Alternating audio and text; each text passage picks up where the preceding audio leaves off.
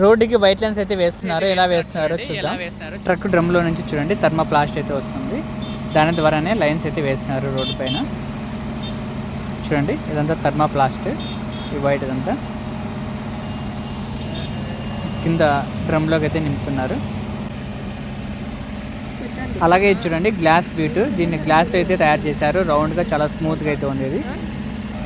Okay, అలాగే ఇక్కడ చూడండి రోడ్ల పైన లైన్స్ అయితే వేస్తున్నారు. చూడండి ఫ్రంట్ సైడ్ థర్మోప్లాస్ట్ అయితే వేస్తున్నారు. ముందర కనిపిస్తుంది కదా, ఇక్కడ మనకి 2 సెక్షన్స్ అయితే ఉన్నాయి. ఓకే, రోడ్డు పైన లైన్స్ అయితే వేస్తున్నారు చూడండి. అలాగే రెండో సెక్షన్లో చూడండి గ్లాస్ బీడ్ అయితే వేస్తున్నారు. నైట్ టైం షైనింగ్ వచ్చే విధంగా పైన గ్లాస్ బీడ్ అయితే వేస్తున్నారు.